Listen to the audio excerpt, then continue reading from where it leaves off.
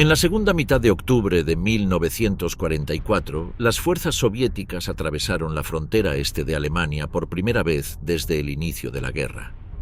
La aldea de Nemmersdorf, ubicada en Prusia Oriental, fue una de las primeras localidades germanas ocupadas y su nombre quedó grabado en los registros como el sitio donde comenzaron los crímenes que más adelante se multiplicarían.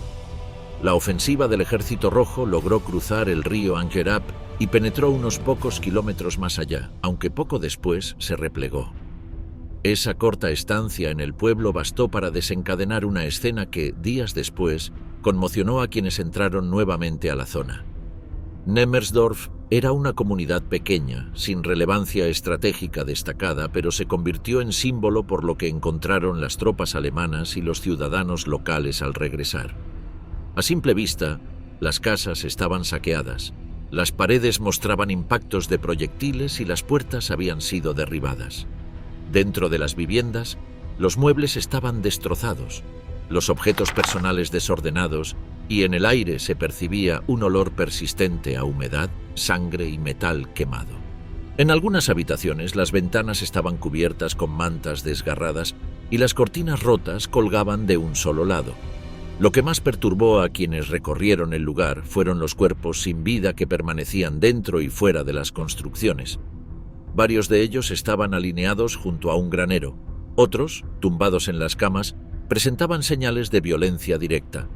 Entre los cadáveres había mujeres mayores, algunas de ellas completamente desnudas o parcialmente cubiertas con prendas interiores, en posiciones que sugerían una lucha. Otras yacían sobre mesas, en el suelo de la cocina o en las entradas, con heridas que combinaban golpes, disparos y laceraciones profundas. En las cercanías se hallaron los restos de niñas y ancianas con marcas de agresión, y en uno de los refugios subterráneos se encontraron más cuerpos, con indicios de haber sido ejecutados a corta distancia. Los detalles de las autopsias no se divulgaron completamente, pero los documentos internos indicaban fracturas, desgarramientos internos y lesiones consistentes con abuso físico prolongado. El estado de los cadáveres, sumado al desorden general, indicaba que lo ocurrido había sido deliberado, no producto de un enfrentamiento aislado. Los testimonios de quienes sobrevivieron en las afueras del pueblo afirmaban haber escuchado gritos, disparos y ruido de vehículos durante toda una noche. Algunas personas relataron que, al amanecer, vieron a soldados soviéticos retirarse en dirección opuesta, dejando tras de sí columnas de humo. Una mujer que logró ocultarse en un desván mencionó haber presenciado desde una rendija cómo varios hombres ingresaban a las casas, sacaban a los ocupantes y los llevaban hacia el centro de la aldea. Después, los sonidos que escuchó fueron gritos y llantos, seguidos por silencio. Dijo que no salió de su escondite hasta varios días después, cuando la artillería alemana volvió a escucharse a lo lejos.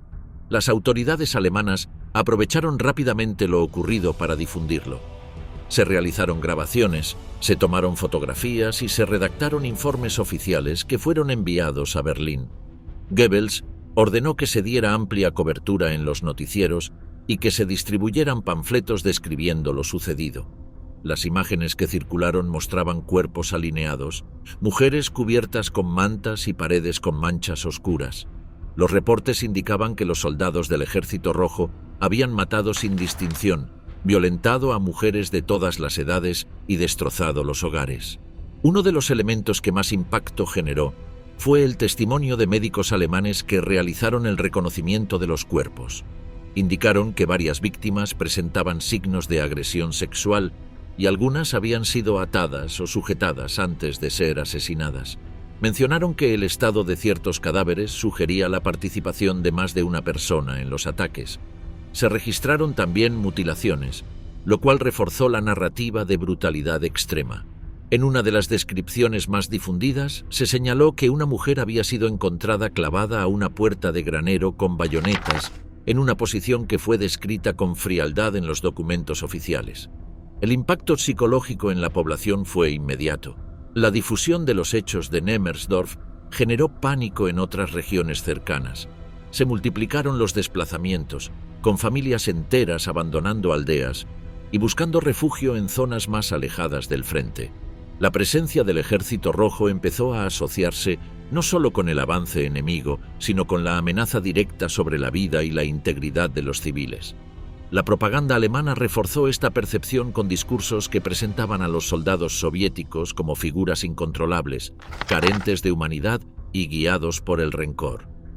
Nemmersdorf se convirtió en cuestión de días en un caso emblemático, citado en cada discurso oficial y mencionado en las escuelas, periódicos y transmisiones radiales. Las descripciones eran repetidas palabra por palabra por locutores que leían los informes frente a micrófonos estatales. En algunas ciudades se organizaron exhibiciones fotográficas donde los visitantes veían las imágenes en paneles cubiertos con vidrio. También se realizaron actos públicos con oradores que describían lo sucedido y advertían sobre lo que podía ocurrir si el enemigo no era contenido. Pese al uso propagandístico, lo ocurrido en Nemmersdorf fue reconocido también por observadores externos. Algunos oficiales extranjeros que visitaron la zona poco después confirmaron la destrucción generalizada y la presencia de cuerpos con signos de violencia. Aunque la interpretación exacta de lo sucedido varió según la fuente, no se negaron los hechos principales.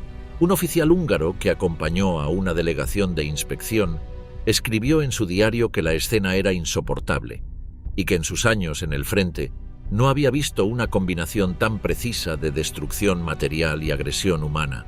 Algunos investigadores posteriores plantearon dudas sobre la presentación de ciertos detalles, como la posición de los cuerpos o el número exacto de víctimas, pero no lograron revertir la idea general que ya se había instalado.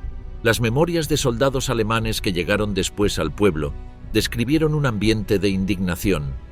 Varios de ellos relataron que, al ver lo ocurrido, se produjo un cambio en el ánimo del frente. Afirmaron que Nemmersdorf fue un punto de quiebre, un momento en que los combatientes dejaron de pensar en una guerra convencional y comenzaron a verla como una defensa existencial. En el terreno, las familias que intentaron regresar enfrentaron un escenario inhabitable. Las casas estaban destruidas, los caminos intransitables y los campos vacíos. No había forma de cultivar, las reservas alimentarias habían sido saqueadas o quemadas, y los animales desaparecieron. Solo quedaban restos carbonizados, herramientas rotas y paredes sin techo. En algunas viviendas se encontraron mensajes escritos con carbón en idioma ruso, con palabras sin sentido claro para los alemanes locales, aunque la presencia de tales marcas reforzó la idea de ocupación deliberada. Las unidades alemanas que recuperaron el control de la zona utilizaron Nemmersdorf como punto de referencia en sus charlas internas. Se dieron órdenes específicas para que no se capturara con vida a ningún soldado soviético encontrado cerca. Algunos mandos justificaron fusilamientos inmediatos como respuesta directa a lo ocurrido. Las reglas de combate se endurecieron y se habló de vengar a las víctimas. En muchos casos, los jefes militares no intervinieron ante represalias individuales de sus hombres, bajo la idea de que el crimen inicial había sido demasiado grave para exigir disciplina. A medida que el Ejército Rojo avanzaba en otros sectores, comenzaron a aparecer relatos similares, aunque Nemmersdorf siguió siendo el caso más citado. Lo que lo diferenciaba era su carácter simbólico. Fue el primer pueblo en suelo alemán donde se documentó una masacre acompañada de violencia contra civiles. El hecho de que ocurriera dentro del territorio considerado nacional y no en las zonas de ocupación previas, acentuó el efecto emocional. Para muchos, fue la señal concreta de que la guerra había llegado con toda su crudeza a sus puertas.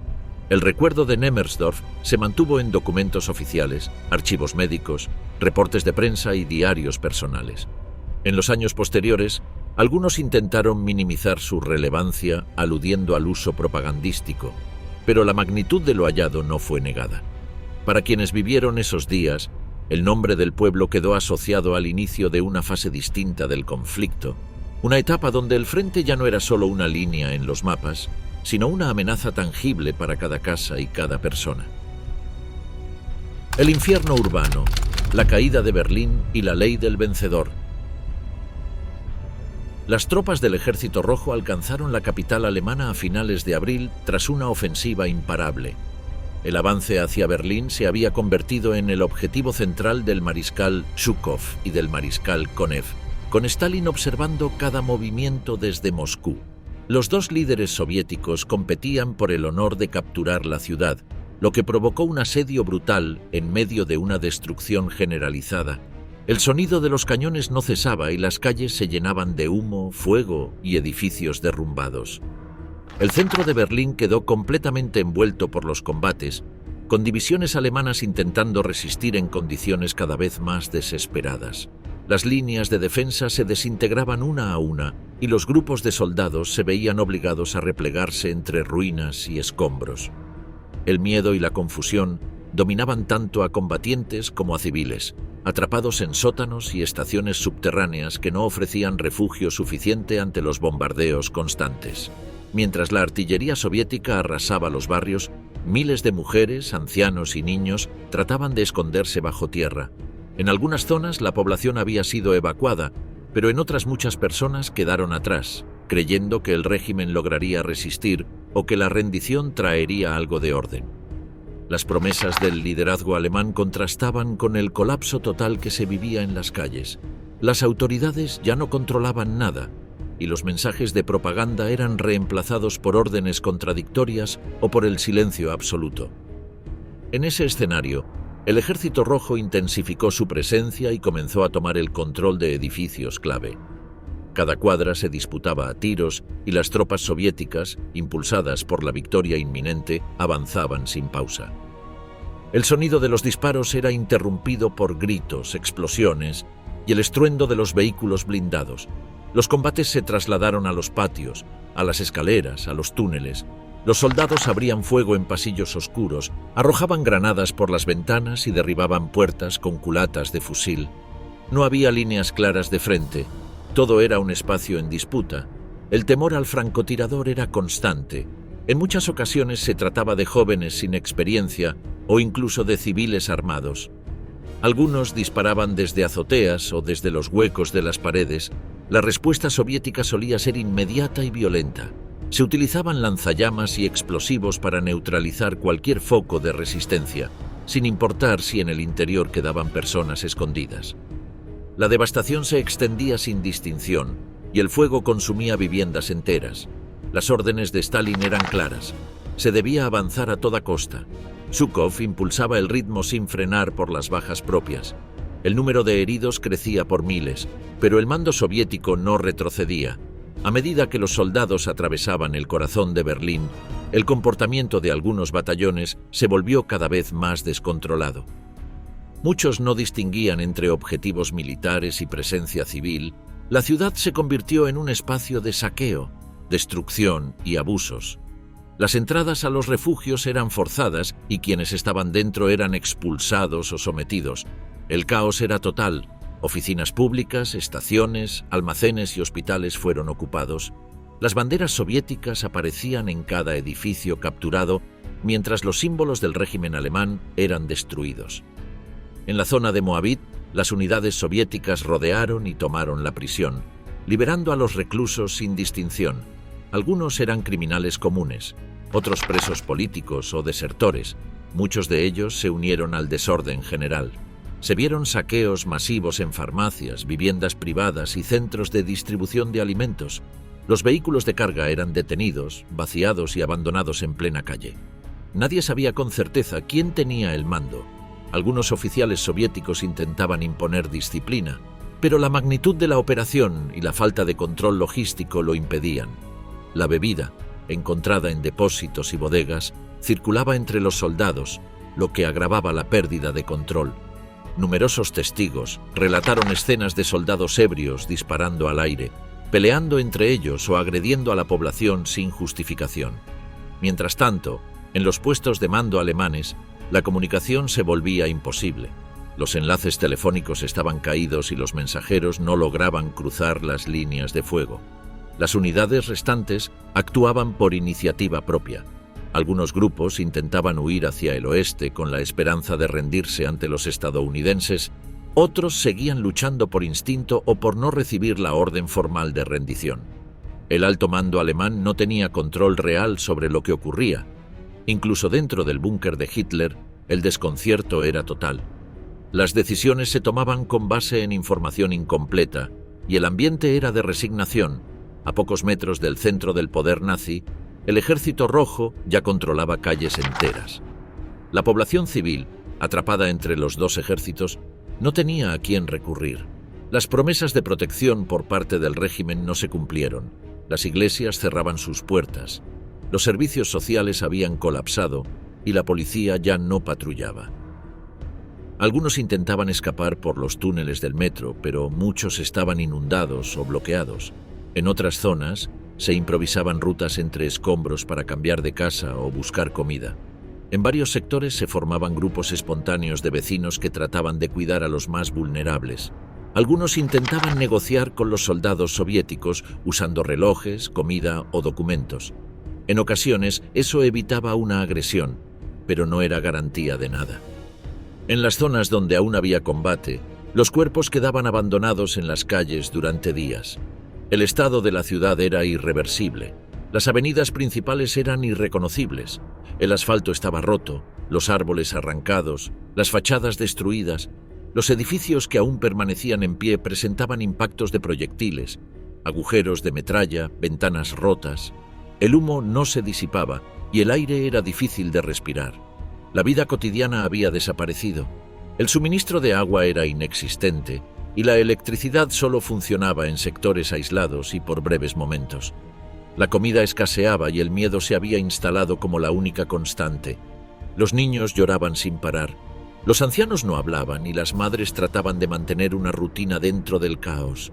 El ruido de los tanques, las ráfagas de ametralladora y las órdenes en ruso marcaban el ritmo de cada jornada. Cuando los combates comenzaron a disminuir, la ciudad quedó bajo dominio completo del Ejército Rojo. Lo que siguió no fue la restauración del orden, sino una ocupación sin estructura clara. Algunos soldados patrullaban, otros bebían y muchos se apropiaban de lo que encontraban. El pillaje era común, desde relojes hasta colchones. Lo que no podía ser cargado era destruido. En algunos barrios, los vecinos se reunían para pedir ayuda, pero no eran atendidos. La jerarquía soviética tardó en establecer mecanismos de control, y durante esos días la capital de Alemania vivió uno de los episodios más oscuros de su historia reciente. Pactos de supervivencia. Protegerse entregándose. Desde temprano la puerta principal volvió a abrirse y cerrarse varias veces, mientras se escuchaban pasos pesados, risas forzadas y voces extranjeras que subían las escaleras. Un instante después, las vecinas que vivían en la planta de abajo corrieron escaleras arriba y tocaron con insistencia, diciendo que los soldados las habían encontrado escondidas en el sótano, que uno de ellos tenía un revólver y las obligó a salir. Temblaban mientras contaban que un oficial trató de protegerlas, pero no pudo detener a los otros, y una de ellas parecía en estado de shock y no podía hablar, mientras al mismo tiempo se oían gritos desde otras habitaciones y todo era confuso. Una mujer más joven intentó tranquilizar al grupo, aunque ella misma tenía la ropa rota y los ojos rojos, y todas se escondieron en la despensa, apretadas y en silencio, mientras afuera se escuchaban golpes y puertas abriéndose. Pasaron varias horas antes de que la casa se calmara. Una señora mayor que había sido maestra trataba de ordenar a las demás, diciendo que lo mejor era mantenerse juntas y evitar enfrentamientos. Propuso que tomáramos turnos para vigilar las escaleras y comentó en voz baja que no tenía sentido gritar o suplicar, ya que eso solo provocaba más violencia. Nadie respondió. Había rostros serios y otros apagados, y algunas mujeres se quedaron abrazadas en un rincón con la sensación de que nadie iba a ayudarlas. Más tarde apareció en la puerta un hombre de edad, vecino que había salido a buscar comida, y dijo que en otras calles había escenas similares y que los soldados iban casa por casa. Mencionó que en algunos lugares las mujeres habían intentado resistirse y los resultados habían sido peores.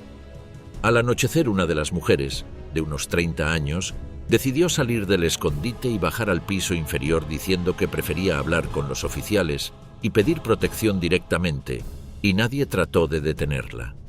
Un par de horas después, regresó con el rostro serio pero intacto, contando que había hablado con un comandante que, sorprendentemente, le ofreció cierta ayuda.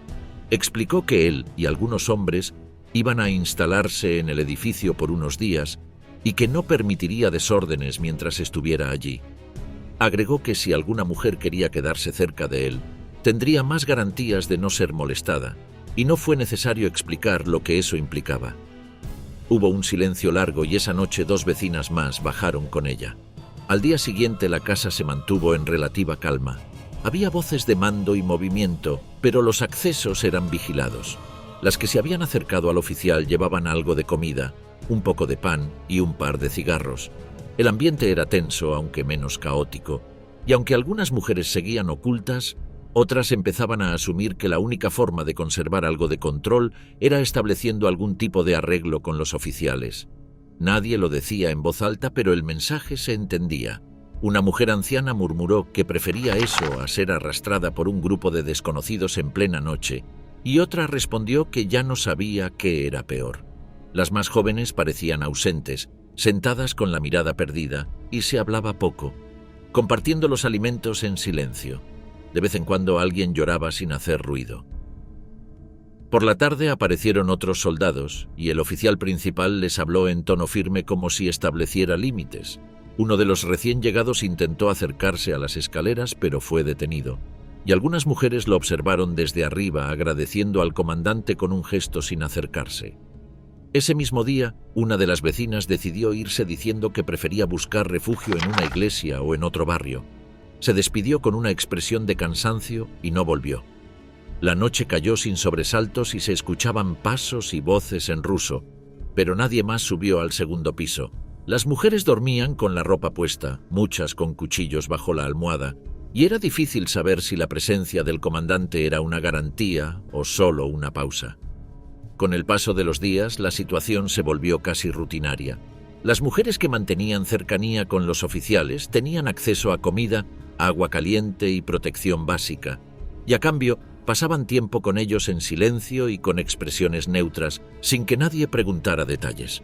Las demás se mantenían a distancia, pero ya no juzgaban, y cada quien tomaba sus decisiones. La prioridad era sobrevivir. Algunas hablaban de trasladarse a otros edificios y otras planeaban esperar hasta que las tropas se movieran. Se formaban pequeños grupos que se apoyaban entre sí, y las mujeres más mayores trataban de consolar a las jóvenes. Los hombres, escasos, evitaban intervenir, aunque un par hacían tareas menores para los soldados como limpiar o reparar cosas, buscando protegerse también. La jerarquía habitual del edificio había desaparecido. Secuelas médicas de la violencia, infecciones y abortos forzados. En varios hospitales de Berlín, el personal sanitario comenzó a notar un aumento constante de mujeres que llegaban con daños físicos que no podían atribuirse a accidentes o enfermedades comunes. En los centros de salud del barrio de Neukölln, los médicos atendieron a un número creciente de pacientes con lesiones internas, desgarros mal curados y señales visibles de infecciones avanzadas, y las mujeres llegaban sin hablar demasiado. Algunas apenas decían su nombre, otras ni eso, solo mostraban cuerpos agotados, fiebre alta, sangrados persistentes, mareos o dolores que no cedían.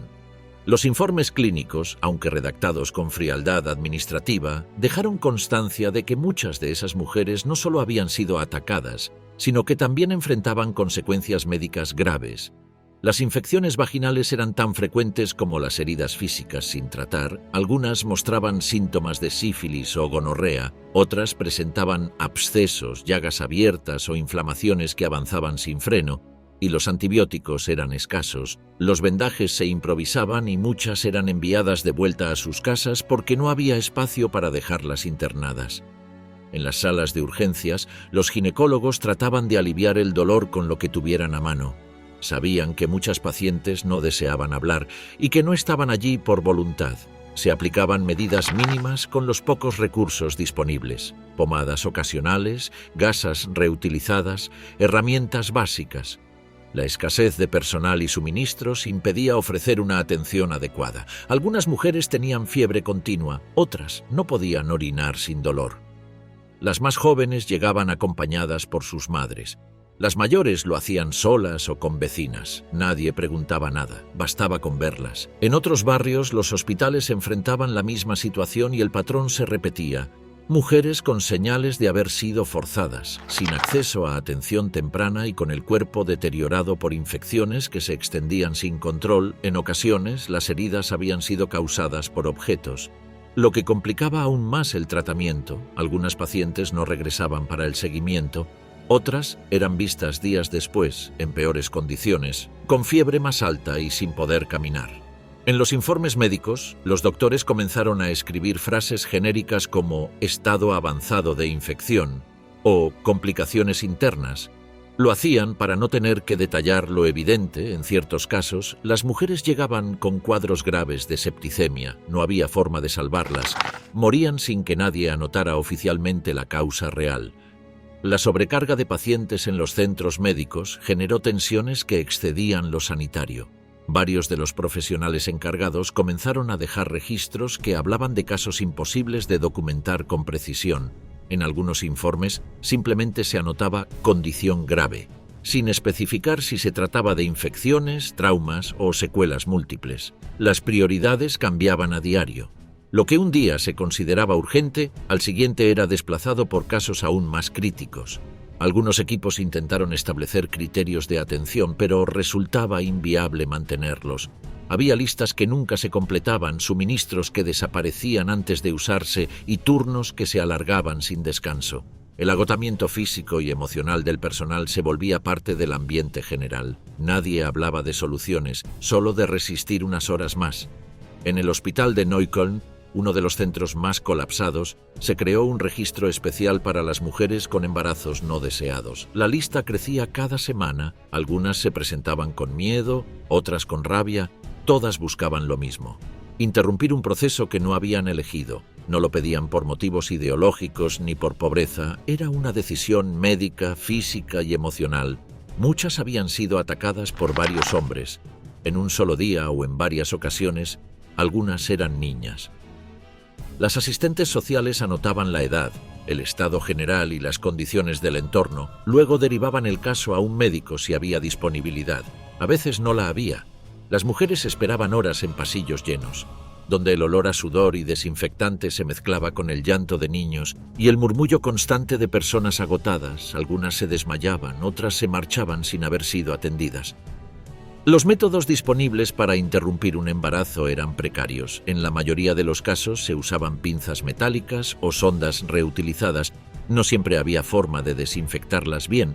Los abortos se realizaban sobre camillas viejas, cubiertas con sábanas manchadas. El procedimiento era rápido, doloroso y peligroso. Algunas mujeres gritaban, otras no emitían sonido alguno. Tras la intervención, debían descansar unos minutos, pero la mayoría era enviada a casa de inmediato. No había espacio para retenerlas. Si no mostraban fiebre o sangrado intenso, se les indicaba reposo y se les entregaba un poco de algodón si quedaba.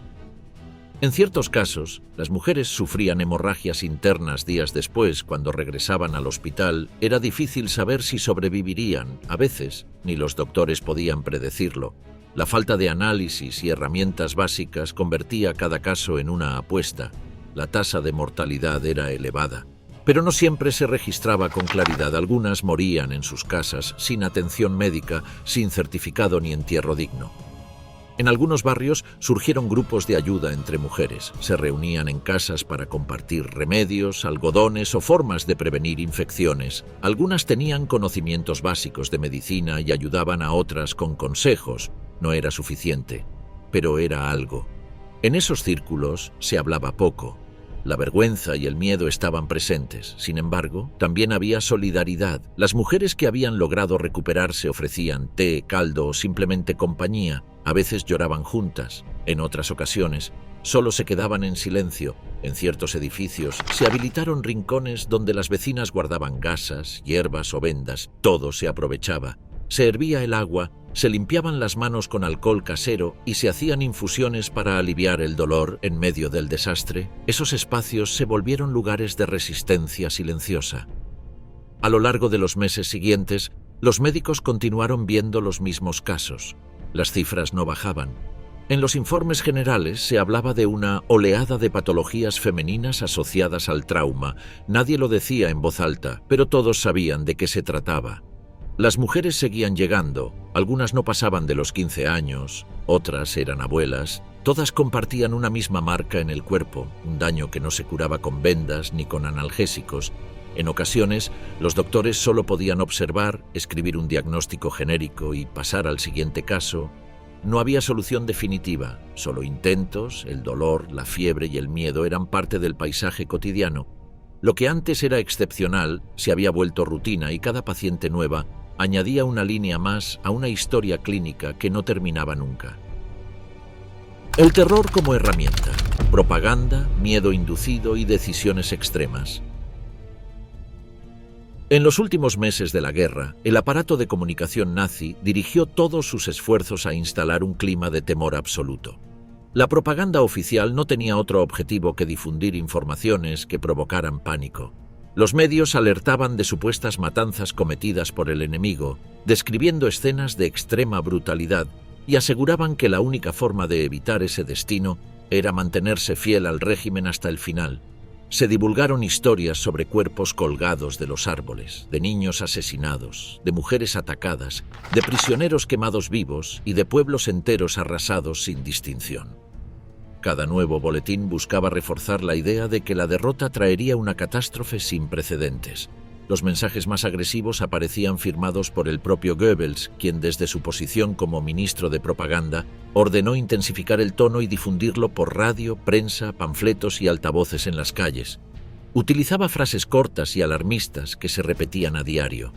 En sus discursos afirmaba que el enemigo deseaba venganza, que no habría clemencia y que el pueblo alemán solo tenía dos opciones: resistir hasta las últimas consecuencias o desaparecer como nación. También aseguraba que los soldados del Este no hacían prisioneros y que violaban a cualquier mujer que encontraran, sin importar la edad. La repetición constante de estas advertencias creaba una atmósfera insoportable. Dentro de las ciudades, los altavoces colocados en postes y edificios emitían grabaciones repetidas de arengas patrióticas, himnos militares y advertencias contra el derrotismo. En los diarios se publicaban artículos que describían escenas supuestamente recogidas por testigos. Se hablaba de personas decapitadas, de madres obligadas a ver morir a sus hijos y de casas incendiadas con sus habitantes dentro. Cada detalle estaba pensado para inducir una sensación de amenaza permanente. No se trataba de disuadir al enemigo, sino de aterrorizar a la propia población para evitar rendiciones anticipadas. En las escuelas, los docentes leían a los alumnos pasajes preparados por el Ministerio de Propaganda, mientras los miembros de las juventudes hitlerianas repartían folletos entre los vecinos. Todo el aparato institucional se alineaba en una campaña que no pretendía informar, sino empujar a la desesperación colectiva. El miedo se transformó en herramienta de control social. La sola posibilidad de caer en manos enemigas se convertía en una sentencia peor que la muerte, y esa idea empezó a ocupar el pensamiento de millones de personas. Goebbels escribió en su diario que los berlineses debían estar preparados para cualquier cosa. También anotó que los que se mostraban débiles no tenían lugar en la nueva etapa. En su visión, el miedo no era un obstáculo, sino un aliado para mantener la disciplina. Alentó la difusión de testimonios sobre supuestas venganzas cometidas por soldados soviéticos y autorizó la circulación de folletos con ilustraciones de escenas atroces. Según él, ese tipo de relatos eran necesarios para provocar una reacción violenta en la ciudadanía. Vibor relata que los servicios de propaganda instalaron altavoces en zonas públicas para mantener el flujo constante de mensajes, incluso cuando la población no tenía acceso a prensa o radio. Los mensajes hablaban de torturas, humillaciones y violaciones colectivas, usando un lenguaje directo. Las mismas frases eran transmitidas durante horas sin variaciones, y esa insistencia generaba un estado de tensión continua que terminó afectando la estabilidad emocional de miles de personas. En muchas casas se empezó a considerar una salida definitiva como una opción preferible a ser capturado. Familias enteras almacenaban pastillas, buscaban armas o preparaban cianuro. Algunos vecinos intercambiaban información sobre métodos efectivos para desaparecer por cuenta propia, y se conocieron casos en los que las autoridades distribuían veneno entre sus empleados. La decisión no se tomaba por impulso individual, sino como resultado de un proceso de presión constante. Las historias repetidas una y otra vez terminaban convirtiéndose en expectativas aceptadas. La presencia de soldados enemigos en las cercanías se utilizaba como argumento final. Las emisoras recordaban que los que caían en sus manos perdían toda dignidad. Se mostraban como una horda que venía a destruir, violar y asesinar, y la propaganda llegó a describir con precisión los supuestos ataques, atribuyéndoles actos de extrema crueldad. Esa representación servía para justificar cualquier acción extrema tomada por los ciudadanos. Goebbels anotó que la decisión de morir antes que rendirse era un acto de valentía y un ejemplo para los demás. En Berlín, varias familias tomaron decisiones irreversibles por cuenta propia antes de que llegaran las tropas. Algunas lo hicieron en grupo, otras por separado, pero en todos los casos se había escuchado o leído previamente los mensajes de advertencia transmitidos desde el régimen. Bibor menciona que en algunos barrios los vecinos hallaban cuerpos en las bañeras, en los patios o en los salones, siempre con signos claros de planificación. Las autoridades locales, en lugar de intentar disuadir esas decisiones, reforzaban el mensaje de que era mejor desaparecer que ser capturado. La intensidad del miedo se incrementó a medida que se acercaba el final. Los discursos oficiales hablaban de una catástrofe inevitable y de un destino sellado. Se alentaba a la población a no esperar ayuda de ningún tipo. Goebbels escribió que incluso aquellos que habían seguido las reglas serían castigados si el enemigo llegaba. Esa afirmación anulaba cualquier esperanza. Ya no se trataba de evitar el castigo por haber combatido, sino de aceptar que nadie se salvaría, sin importar su historia personal. El terror era total. Esa atmósfera de resignación obligada, construida con cuidado desde los altos mandos, logró que la rendición dejara de ser una opción racional. Las alternativas eran morir luchando o morir por cuenta propia. La posibilidad de sobrevivir simplemente no formaba parte del horizonte mental que había sido diseñado desde el poder.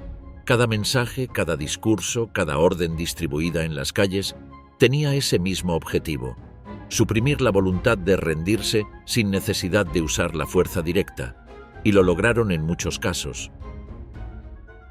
Venganza como doctrina. ¿Cómo se justificó la barbarie desde Moscú? Durante las primeras semanas del avance soviético por el este de Alemania, la idea del castigo no era un elemento incidental.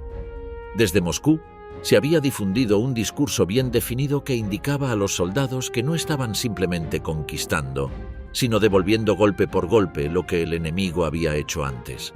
Los carteles, los discursos oficiales y las transmisiones radiales no solo señalaban la responsabilidad colectiva de la población alemana por los crímenes del régimen nazi, sino que convertían esa acusación en una licencia tácita para ejercer represalias sin medida. Desde el momento en que el Ejército Rojo cruzó la frontera hacia territorio germano, muchos de sus integrantes lo hicieron con la convicción de estar cumpliendo una misión de justicia acumulada. En panfletos impresos en masa se leía que cada pueblo alemán debía pagar por lo sucedido en Bielorrusia, Ucrania o Rusia. No se hablaba de juicios ni de detenciones con proceso. El concepto era más amplio y al mismo tiempo más brutal. Lo que se proponía era un ajuste de cuentas directo, en el terreno, sin filtros legales ni supervisión de superiores. Algunos informes internos advertían que las acciones de represalia se estaban descontrolando, pero esos avisos no eran tenidos en cuenta. La lógica del momento indicaba que quien tuviera un fusil y llevara la estrella roja estaba autorizado a responder con los medios que considerara apropiados.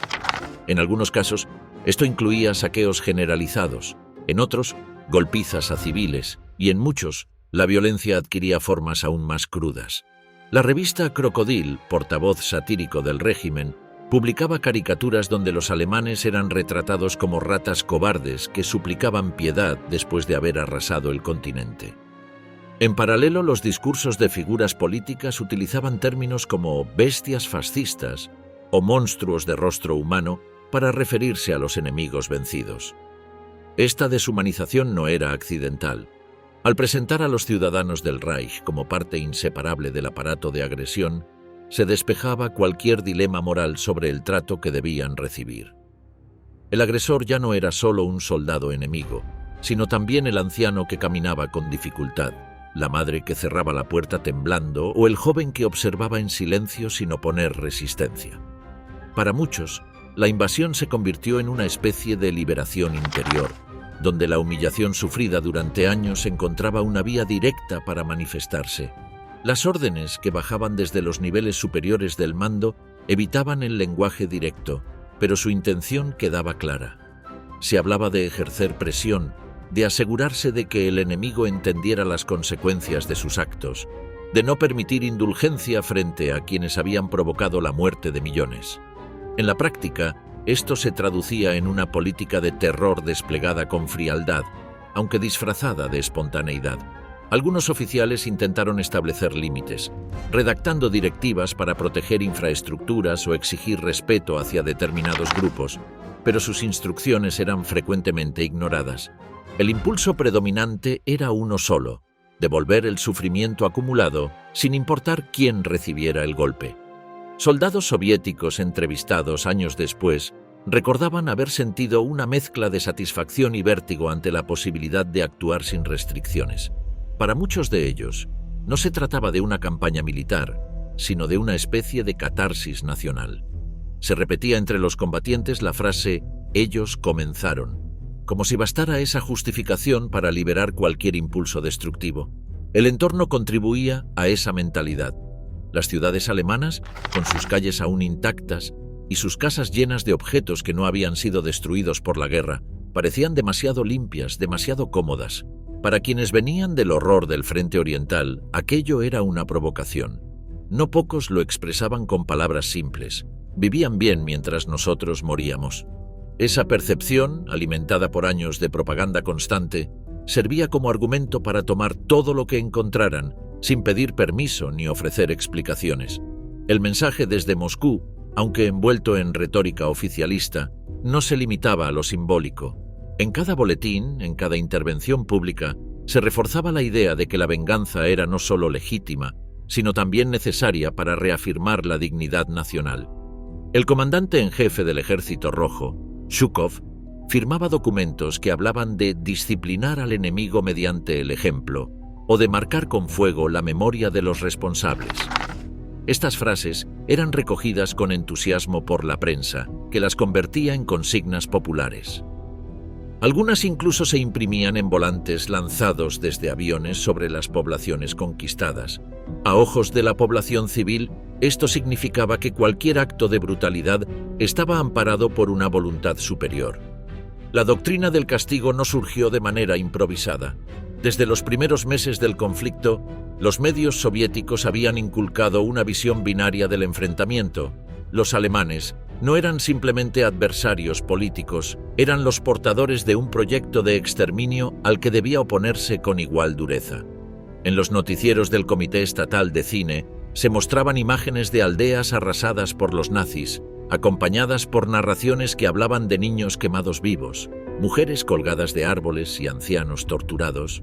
Aunque muchos de estos relatos eran ciertos, su uso sistemático y su énfasis constante en la barbarie del enemigo creaban un ambiente de indignación permanente. Esta indignación, canalizada en la dirección adecuada, servía como motor para justificar lo que venía después.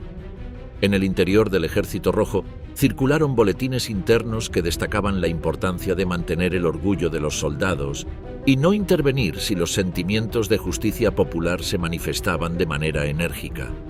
Algunas unidades tenían sus propias interpretaciones de estas frases y lo que en unos casos era una advertencia, en otros funcionaba como luz verde. La confusión era parte del diseño. Al no establecer normas claras, los mandos superiores se aseguraban de que cualquier exceso pudiera ser considerado una expresión espontánea y no una política deliberada.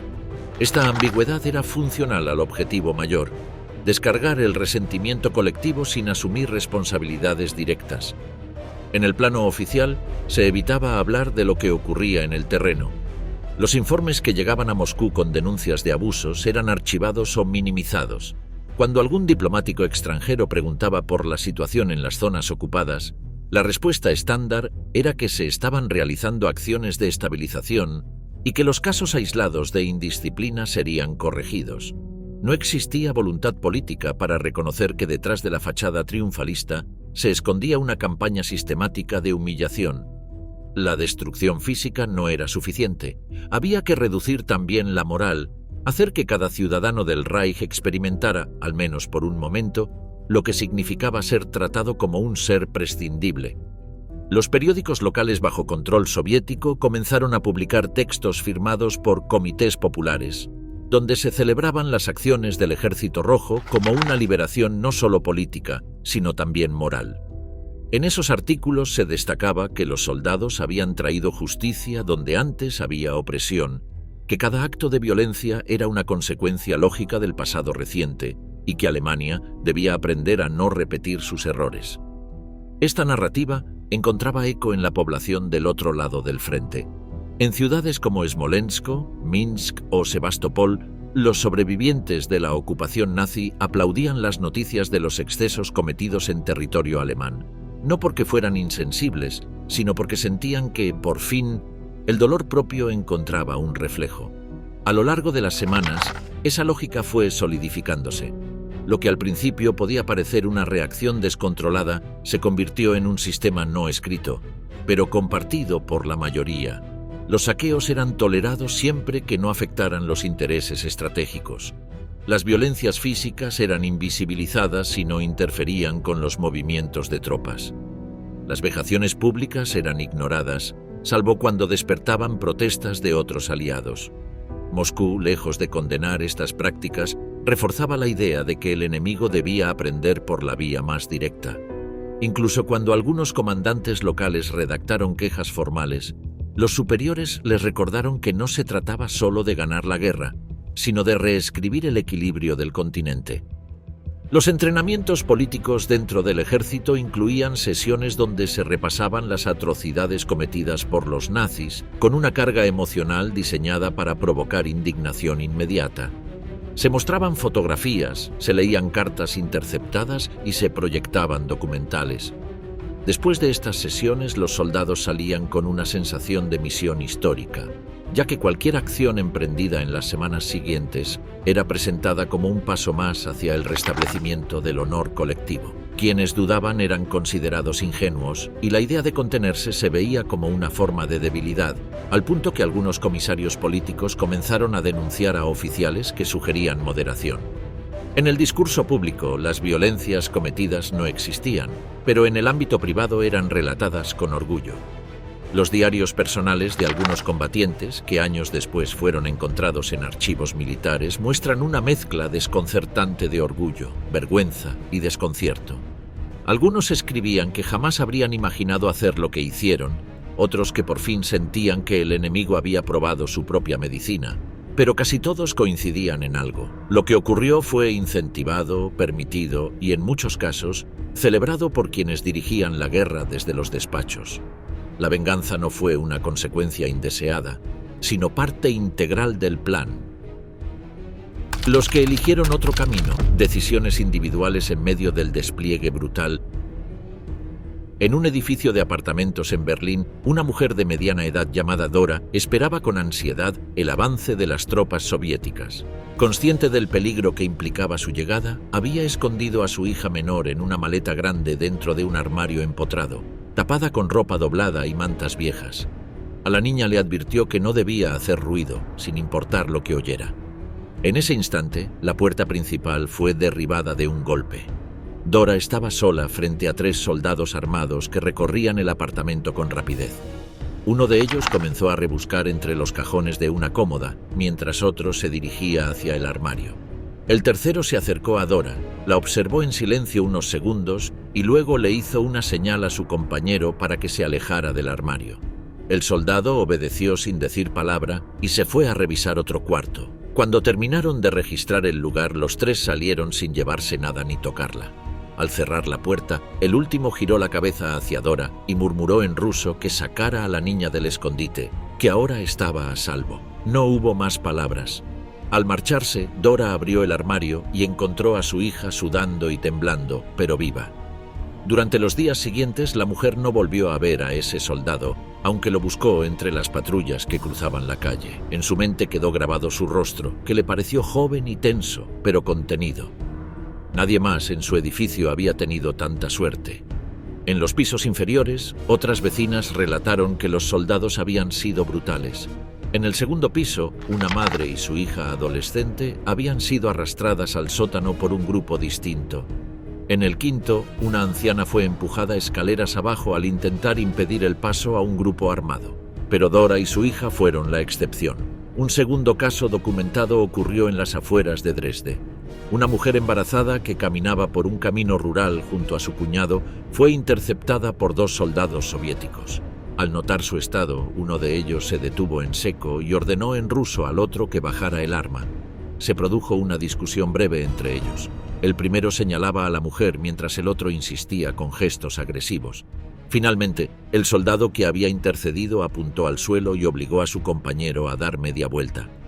Ambos se alejaron en dirección contraria sin decir más. La mujer se desplomó de rodillas en la tierra, mientras el cuñado la ayudaba a levantarse. No volvieron a verlos. En el libro Befreier und Befreite también se registra el caso de una joven llamada Elsa, que había sido capturada por un grupo de soldados que la arrastraron hasta un edificio abandonado. Uno de ellos, de apariencia mayor, pidió quedarse vigilando la entrada mientras los otros 2 subían con la joven. En cuanto se alejaron, el hombre miró a Elsa y le dijo que corriera por la parte trasera, que no se detuviera ni mirara atrás. Ella dudó unos segundos, pero al ver que el soldado no se movía y que había guardado el arma, echó a correr sin pensar. Alcanzó una calle lateral donde un grupo de refugiados la ayudó a esconderse. Nadie volvió a verla en el edificio. Días después, un vecino del lugar relató que el soldado que había quedado en la puerta fue arrestado por sus superiores tras negarse a participar en las redadas nocturnas. Lo último que se supo es que fue trasladado en un convoy hacia la frontera. En una aldea cerca de Küstrin, una mujer joven con un bebé en brazos fue sorprendida por un grupo de soldados que entró a la casa. Uno de ellos, con insignias de mayor rango, ordenó a los demás salir del lugar y se quedó solo con la madre. Caminó hacia ella, le ofreció agua y pan y luego se sentó en una silla sin pronunciar palabra. Después de unos minutos, le dijo que se fuera del pueblo cuanto antes y que no volviera. La mujer tomó al niño y salió caminando sin comprender del todo lo que había pasado. 2 calles más allá, escuchó disparos. El oficial no salió nunca del edificio. Su cuerpo fue hallado días después en la misma silla, con un tiro en la cabeza. Nunca se supo quién lo mató. Entre las declaraciones recopiladas por organizaciones de asistencia civil tras la guerra, figuran múltiples menciones a soldados que se apartaron del comportamiento generalizado de violencia y pillaje. Una mujer de Leipzig declaró que un joven soldado soviético le entregó una manta y un trozo de pan sin decir nada antes de desaparecer entre los árboles. Otro testimonio recogido en la región de Mecklemburgo relata que un anciano fue protegido por un soldado que lo ayudó a cargar agua desde un pozo durante varios días, sin aceptar nada a cambio. Según el informe, este soldado fue luego visto siendo reprendido por un oficial en plena calle. A pesar de la brutalidad general que caracterizó muchos episodios durante el avance soviético, estos gestos aislados quedaron en la memoria de algunas víctimas como señales mínimas de humanidad. No cambiaron el curso de los acontecimientos ni evitaron la tragedia colectiva, pero sí impidieron que algunas personas perdieran la vida en momentos clave. En los informes recogidos por autoridades locales tras la retirada de los frentes activos, también se identifican nombres de soldados soviéticos cuya conducta fue reportada como respetuosa o incluso protectora. En varios casos, estos soldados fueron reasignados a otras zonas poco después. No se documentaron ascensos, condecoraciones ni menciones oficiales a su comportamiento. En cambio, en las fichas internas del Ejército Rojo, algunos figuran con anotaciones que sugerían problemas de disciplina o falta de iniciativa en combate. Un excomandante de batallón, entrevistado en los años posteriores, aseguró que la mayoría de quienes optaban por no participar en acciones represivas eran considerados débiles o poco confiables. La estructura de mando no premiaba actos individuales de compasión, y la presión grupal favorecía la obediencia sin cuestionamientos. Aún así, hubo quienes decidieron actuar distinto, aunque fuera solo una vez. A lo largo de las más de 400 páginas del informe de testimonios recopilado por el equipo de documentación civil tras el final del conflicto, apenas se mencionan una docena de estos casos, entre miles de relatos de violencia. Sin embargo, su presencia constante en el recuerdo de los pocos que los vivieron muestra que, incluso en los contextos más duros, hubo decisiones individuales que no siguieron el patrón predominante. La mayoría de estos episodios no dejaron nombres, rangos ni detalles precisos. Pero para quienes fueron salvados por esos gestos, cada uno de esos soldados fue recordado por lo que hizo en ese instante, no por la insignia que llevaba ni por el país al que representaba. La historia de Dora y Boris fue una de esas excepciones. Cuando nadie quiso mirar, testigos, periodistas y la censura del horror, a finales de abril de 1945, los corresponsales de guerra comenzaron a recibir señales contradictorias sobre lo que estaba ocurriendo en los territorios capturados por las fuerzas soviéticas. Algunos intentaron acercarse a las zonas donde se reportaban abusos, pero rápidamente comprendieron que su acceso sería limitado o directamente negado. Varios reporteros que acompañaban a las tropas aliadas en el frente occidental expresaron su inquietud ante la ausencia de imágenes o relatos provenientes del este. A medida que se acumulaban los testimonios de refugiados y de soldados aliados que actuaban como enlace con los soviéticos, se formaba un patrón que muchos preferían no mencionar públicamente. La información más sensible no era publicada. Algunos corresponsales la enviaban, pero era bloqueada por los oficiales de censura militar. Otros la retenían voluntariamente, conscientes de que los mandos no permitirían su difusión. En los primeros días de mayo, se hizo evidente que los abusos cometidos por soldados soviéticos no eran incidentes aislados. Las referencias cruzadas a relatos de civiles que huían de Prusia Oriental, Silesia y Berlín indicaban que las agresiones sexuales y los ataques a la población no eran esporádicos. Las redacciones en Londres, Nueva York y Melbourne empezaron a recibir crónicas privadas de sus enviados, en las que se advertía que la violencia estaba siendo sistemática, especialmente contra residentes femeninas alemanas de todas las edades. Sin embargo, esas cartas eran enviadas en sobres cerrados o entregadas personalmente por diplomáticos o colegas que regresaban nunca a través de los canales militares habituales. Uno de los primeros en abordar el tema de forma más directa fue Osmar White, reportero australiano asignado al frente europeo. A través de sus propias fuentes y de conversaciones con soldados polacos, checos y estadounidenses que habían tenido contacto con el Ejército Rojo, construyó un panorama alarmante. White informó que las agresiones sexuales en masa formaban parte de una ola de represalias contra la población civil. En uno de sus informes internos, escribió que el número de víctimas podía contarse por cientos de miles y que no existía control real por parte de los mandos soviéticos. También advirtió que la brutalidad alcanzaba a niñas, ancianas y personas embarazadas, sin excepción. Las descripciones eran escuetas, con un lenguaje frío, pero dejaban claro que no se trataba de rumores ni de propaganda enemiga. White intentó publicar parte de su material en medios aliados, pero recibió instrucciones estrictas de moderar el lenguaje y evitar alusiones directas a los soviéticos. En otro despacho, enviado de forma confidencial a sus superiores en Australia, explicaba que las víctimas eran consideradas botín de guerra y que existía una especie de acuerdo tácito entre los altos mandos soviéticos para no intervenir. El propio White señaló que la mayoría de los corresponsales británicos y estadounidenses en Alemania estaban al tanto de lo que ocurría, pero evitaban tocar el tema en sus notas. Algunos justificaban su silencio como una forma de preservar la unidad aliada. Otros simplemente asumían que el público no estaba preparado para aceptar que los liberadores podían comportarse con semejante violencia. Algunos oficiales aliados transmitieron quejas formales sobre lo que estaban viendo o recibiendo a través de sus enlaces. En varias zonas de ocupación compartidas temporalmente con los soviéticos, médicos británicos y estadounidenses reportaron la llegada de alemanas en estado de shock, heridas o enfermas, que afirmaban haber sido violadas por grupos de soldados. Las autoridades aliadas recogían estos testimonios, pero no iniciaban procedimientos formales, argumentando que no podían juzgar a fuerzas de otro país sin una estructura judicial común. En muchos casos, los testimonios quedaban archivados o simplemente eran destruidos. En una carta interna enviada por un comandante estadounidense destacado cerca de Leipzig, se reconocía que los soldados soviéticos actuaban con completa impunidad y que cualquier intento de frenar sus abusos generaba tensiones diplomáticas inmediatas.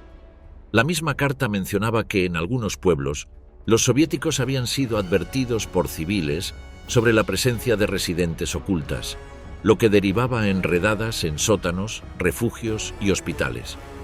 Las reacciones de la población local eran previsibles: miedo, silencio y, en muchos casos, decisiones desesperadas que acababan con la vida de familias enteras. Estas situaciones se repetían en distintos lugares, con ligeras variaciones, pero siempre bajo el mismo patrón. Las autoridades de ocupación occidental priorizaban el control del orden y la logística militar, relegando a segundo plano los reclamos de la población civil alemana, incluso cuando estos incluían crímenes masivos. La censura militar aliada, especialmente la británica, aplicaba filtros estrictos a las crónicas de guerra. Las referencias a violaciones masivas eran sistemáticamente eliminadas o modificadas. Algunos redactores recibieron instrucciones explícitas de omitir cualquier mención a abusos sexuales cometidos por soldados del Ejército Rojo. Se justificaba esta decisión con argumentos políticos: la necesidad de mantener la alianza con la Unión Soviética, el riesgo de alimentar sentimientos prorrusos o proalemanes entre la población y la dificultad de verificar con exactitud los hechos. En Londres, varios periodistas experimentados intentaron abrir espacio para contar lo que estaba sucediendo, pero sus editores les recordaban que ese tipo de contenido era considerado inadecuado en tiempos de celebración por el fin de la guerra. Además, los equipos de relaciones públicas de los aliados reforzaban una narrativa triunfalista en la que los soviéticos eran retratados como héroes liberadores. Mostrarlos como perpetradores de crímenes podría dañar la percepción pública del esfuerzo conjunto. Algunos corresponsales empezaron a elaborar diarios personales con detalles que sabían que no serían publicados. En esos textos se acumulaban escenas de horror, testimonios de víctimas y observaciones directas que no aparecieron en la prensa de la época. Muchos de esos documentos solo saldrían a la luz décadas después, cuando los archivos militares fueron desclasificados o cuando los reporteros, ya retirados, decidieron publicar sus memorias. El silencio se extendía incluso entre los propios soldados. Algunos miembros de las tropas británicas y estadounidenses que presenciaron las consecuencias de los ataques optaban por no hablar del tema, ni siquiera en sus cartas a familiares.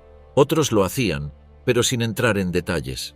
En ciertos casos, los médicos militares redactaban informes clínicos con diagnósticos vagos, evitando mencionar causas precisas para lesiones relacionadas con violencia sexual. En hospitales de campaña y puestos de atención sanitaria, las atacadas eran tratadas con rapidez, sin registrar identidades completas ni datos de agresores. El objetivo principal era evitar cualquier incidente diplomático con el alto mando soviético. Algunos oficiales del servicio médico protestaron por esta práctica, pero sus reclamos no prosperaron.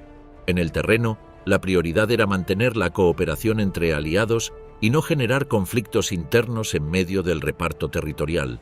La estructura militar aliada, especialmente en las zonas cercanas a la línea de contacto con los soviéticos, mostraba una actitud pragmática. Documentar los crímenes podía comprometer acuerdos, así que lo mejor era actuar con discreción. La consecuencia inmediata fue una ausencia casi total de registros oficiales. Las únicas fuentes disponibles eran cartas privadas, testimonios orales y diarios personales. A pesar del control informativo, ciertos fragmentos de verdad lograron filtrarse.